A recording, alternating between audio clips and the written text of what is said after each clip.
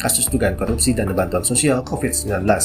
Dalam kasus korupsi yang menjerat Gubernur Sulawesi Selatan Nurdin. Kasus dugaan korupsi pembangunan Stadion Mandala Krida Yogyakarta. Menteri Kelautan dan Perikanan Republik Indonesia diperciduk dalam operasi tangkap tangan Komisi Pemberantasan Korupsi. Korupsi kian marak terjadi. Kurangnya pendidikan mengenai dampak buruk korupsi membuat benih-benih koruptor semakin berkembang dan bertumbuh. Namun, apa sebenarnya itu korupsi? Penyuapan. Sering masuk TV nggak sih? Oh, yang makan duit rakyat ya? Iya, betul.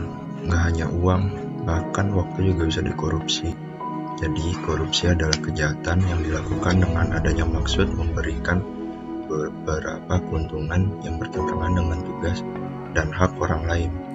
Tak hanya itu, seringkali tanpa kita sadari, tindak korupsi sangatlah dekat dengan kita. Mulai dari lingkungan yang luas seperti pemerintahan, hingga lingkungan yang kecil seperti organisasi mahasiswa maupun di lingkungan keluarga. Yang bener nih, contohnya gimana emangnya? Contohnya itu kalau misalkan kalian itu nyontek atau beli kunci jawaban ujian, atau minta sama orang tua kalian uang untuk beli buku yang harganya 20.000 tapi kalian mintanya 50.000.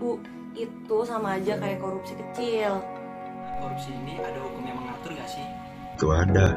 Berdasarkan Undang-Undang Nomor 31 Tahun 1999 tentang pemberantasan tindak korupsi, menjelaskan bahwa korupsi merupakan tindakan setiap orang yang secara melawan hukum melakukan perbuatan memperkaya diri sendiri atau orang lain atau korporasi yang dapat merugikan negara atau perekonomian negara.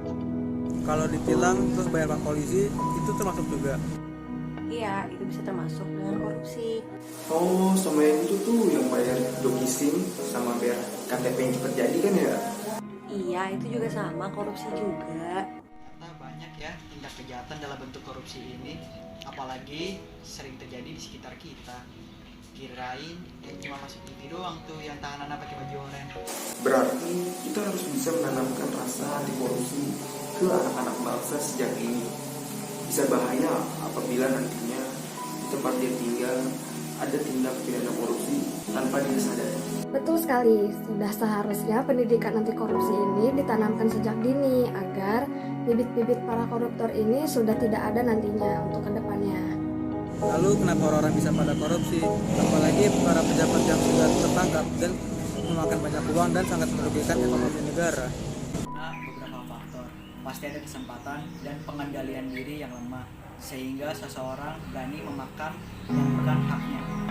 Jadi, mulai saat ini, Katakan tidak. Katakan tidak pada korupsi.